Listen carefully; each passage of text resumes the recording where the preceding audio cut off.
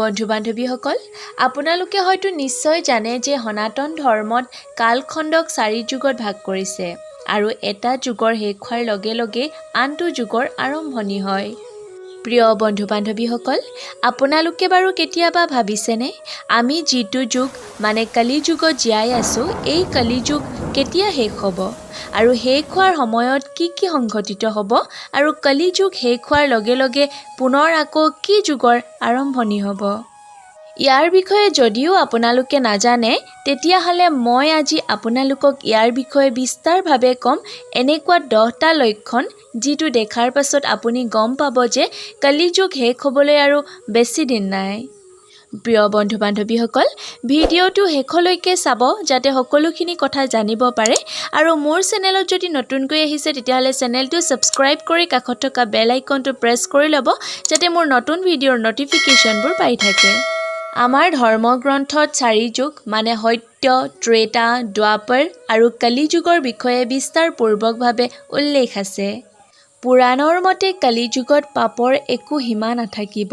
যিদৰে সত্যৰ সদায় জয় হয়, আন্ধাৰ যোৱাৰ পাছত পোহৰ হয়, সেইদৰে যেতিয়া কলি যুগত পাপৰ সীমা পাৰ হ'ব, তেতিয়া নতুন জীৱন অৰ্থাৎ সত্য যুগৰ আৰম্ভণি হ'ব।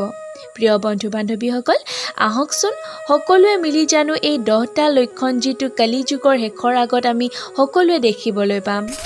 প্ৰথম, ভাগৱত পুৰাণৰ মতে কলি যুগৰ শেষ তেতিয়া আৰম্ভ হ'ব যেতিয়া মানুহে ধৰ্মগ্ৰন্থ পঢ়িবলৈ এৰি দিব, তাৰ ওপৰত বিশ্বাস কৰিবলৈ এৰিব। এই সময়ত বেছি কথা কোৱা মানুহক পণ্ডিত আৰু অন্যায় কৰা মানুহক সকলোৱে শান্ত বুলি ভাবিব। সম্পত্তিৰ লোভত ভাই ককাইৰ মাজত কাজিয়া হ'ব।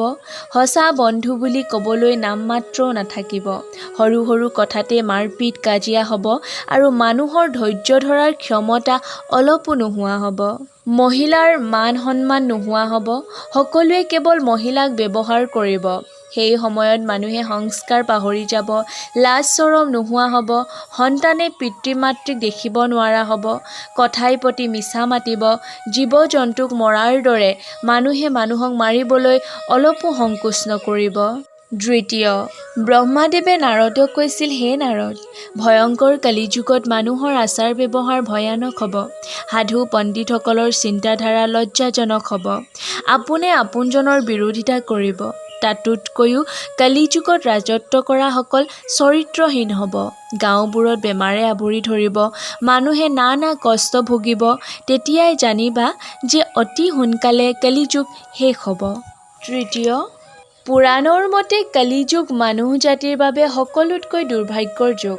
এই যুগত পাপৰ সংখ্যা 75% আৰু পুণ্যৰ সংখ্যা কেৱল 25%হে থাকিব।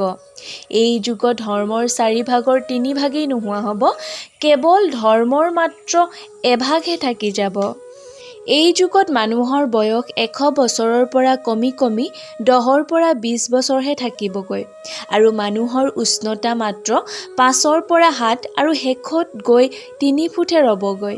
এইবোৰ হোৱাৰ লগে লগে বুজি ল'ব যে কলি যুগ অতি সোনকালে শেষ হ'ব। চতুৰ্থ, সত্য, ত্ৰেতা, দ্বাপৰ যুগৰ মানুহে আৰ্জন কৰা পইচা দান ধৰ্ম, পূজা অৰ্চনা কৰাত খৰচ কৰে, কিন্তু কলি যুগৰ মানুহে অৰ্জন কৰা পইচা খোৱা বোৱা, দামী বস্তু লোৱা, ঘৰ বনোৱা এইবোৰ কৰি পইচা ব্যৰ্থ বৰবাদ কৰে। কলি যুগৰ মানুহে পূজা অৰ্চনা, দান ধৰ্ম কৰাত বিশ্বাস নকৰে। এইসকলৰ মন মগজু কেৱল পইচা উপাৰ্জন কৰাতেই ব্যস্ত থাকিব। পঞ্চম, বন্ধু-বান্ধৱীসকল, কলি যুগ শেষ হোৱাৰ আৰম্ভ তেতিয়া হ'ব যেতিয়া কলি যুগৰ মহিলাই পৰপুৰুষৰ লগত সম্বন্ধ স্থাপন কৰিব। তেওঁলোকে মনৰ সন্তুষ্টিৰ বাবে নানা পুৰুষৰ কাষ চাপিব। কলি যুগৰ মহিলাবোৰে সহজ সৰল পুৰুষ এৰি দুষ্ট আৰু পাপী পুৰুষবোৰৰ প্ৰতিহে আকৰ্ষিত হ'ব। যেতিয়া এইবোৰ হোৱা দেখে তেতিয়া বুজি ল'ব যে অতি সোনকালেই কলি যুগ শেষ হ'ব। ষষ্ঠ, ভাগৱত পুৰাণৰ মতে কলি যুগৰ মানুহ ভোক, দৰিদ্ৰতা, বানপানী আৰু মহামাৰীৰ দৰে মহাপ্ৰলয়ত ভুগিব। পানীৰ বাবে হাহাকাৰ কৰিব, কিন্তু বৰষুণ নোহোৱাৰ ফলত পানী শুকাই যাব। পানী নোহোৱাৰ ফলত গছ-গছনিবোৰ শুকাই যাব, গছত ফল-মূল নলগা হ'ব, তাৰ ফলত জীৱ-জন্তু ভোক পিয়াহত মৰিব। সকলো শুকান হোৱাৰ ফলত মাটি ফাটিবলৈ ল'ব। সেই সময়ত হাজাৰ হাজাৰ মানুহ মহামাৰীৰ দৰে নানা বেমাৰত ভুগি মৰিব। ইয়াৰ পৰা পৰিত্ৰাণ পাবলৈ নতুন প্ৰজন্মই পদ্ধতিটো উলিয়াব। তথাপিও মানুহে প্ৰিয়জনক মৃত্যুৰ মুখৰ পৰা ঘূৰাই আনিব নোৱাৰিব। এইবোৰ দেখাৰ লগে লগে বুজি উঠিব যে কলিযুগৰ ধ্বংসৰ দিন ওচৰ চাপিছে। সপ্তম, বন্ধু-বান্ধৱীসকল, কলিযুগৰ আগৰ 3 যুগত মাক-দেউতাক বা বয়োজ্যেষ্ঠ গুৰুসকলক যি সন্মান দিয়া হৈছিল, তাৰ এভাগো কলিযুগৰ মানুহে নাপায়। এই যুগত ল'ৰাই নিজৰ মাক-দেউতাকক ঘৰৰ পৰা উলিয়াই দিব, বোৱাৰীয়ে শাহুৱেকৰ ওপৰত অত্যাচাৰ কৰিব, ছাত্ৰই নিজৰ শিক্ষাগুৰুৰ পত্নীকে বেয়া দৃষ্টিৰে চাব। কলিযুগত পাপী মানুহৰেই ৰাজত্ব হ'ব আৰু ভাল কাম কৰা মানুহৰ অকল দুখ হ'ব। এইবোৰ হোৱাৰ লগে লগে কলিযুগ শেষ হোৱাৰ আৰম্ভণি হ'ব। অষ্টম, কলিযুগ যিমানেই চৰমসীমালৈ আহিব, সিমানেই মানুহৰ লাজ চৰম, সত্য, নাৰী পবিত্ৰতা, ক্ষমা, দয়া, আয়ুস, বল, বুদ্ধিৰ লোভ হ'ব। ৰাস্তাৰ ঘাটে মানুহে মানুহৰ হত্যা কৰিব, দিন দুপৰতে মহিলাৰ ধৰ্ষণ হ'ব, মানুহৰ চকুত কেৱল লোভৰ প্ৰকোপ দেখিবলৈ পোৱা যাব। নৱম, বন্ধু-বান্ধৱীসকল, কলিযুগৰ মানুহবোৰ মহা অজ্ঞানী হ'ব, ধৰ্ম কৰ্মৰ প্ৰতি অলপো আগ্ৰহী নহ'ব।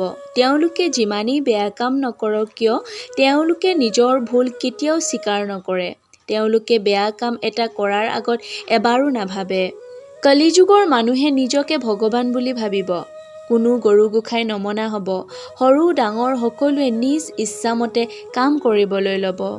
দশম, বন্ধু-বান্ধৱীসকল, পুৰাণৰ মতে কলিযুগত ডাঙৰ ডাঙৰ যুদ্ধ হ'ব। ৰাজ্যবোৰত ইখনে সিখনৰ মাটি দখল কৰিবলৈ ভয়ংকৰ যুদ্ধ কৰিব, যাৰ ফলত হাজাৰ হাজাৰ নিৰ্দোষী মানুহৰ মৃত্যু হ'ব। তথাপিও কিন্তু যুদ্ধৰ সামৰণি নহ'ব। খোৱা বস্তুৰ পৰা খোৱা পানীলৈকে চুৰ হ'ব, অসংখ্য হত্যাকাণ্ড হ'ব, মুঠতে সকলো ফালৰ পৰা অন্ধকাৰে আৱৰি ধৰিব। যেতিয়া ঘোৰ কলিযুগে মানুহক বুদ্ধিহীন কৰি পেলাব, তেতিয়া ভগৱান বিষ্ণুৱে কল্কি অৱতাৰ লৈ পৃথিৱীলৈ আহিব আৰু তেওঁৰ দেৱদত্ত নামৰ ঘোঁৰাত উঠি পাপী মানুহক বধ কৰি অধৰ্মবোৰ নোহোৱা কৰি পুনৰ ধৰ্মৰ স্থাপন কৰিব। আৰু এই কলিযুগ শেষ হোৱাৰ লগে লগে কালখণ্ডৰ প্ৰথম যুগ সত্য যুগৰ আৰম্ভণি হ'ব। প্ৰিয় বন্ধু-বান্ধৱীসকল, আপোনালোকে যদি কলিযুগৰ দৰে কলিযুগৰ পাছৰ যুগ সত্য যুগৰ বিষয়েও জানিব বিচাৰে, তেতিয়াহ'লে তলত কমেণ্ট কৰি জনাব পাৰে। আশা কৰিলোঁ আজিৰ ভিডিঅ'টো আপোনালোকে চাই ভাল পালে। যদি ভিডিঅ'টো চাই ভাল লাগিলে তেতিয়াহ'লে ভিডিঅ'টোত এটা লাইক কৰিব আৰু এই ভিডিঅ'টো আপোনাৰ বন্ধু-বান্ধৱীৰ লগতো শ্বেয়াৰ কৰিব পাৰে। ভিডিঅ'টো শেষলৈকে চোৱাৰ বাবে আপোনাৰ অশেষ ধন্যবাদ।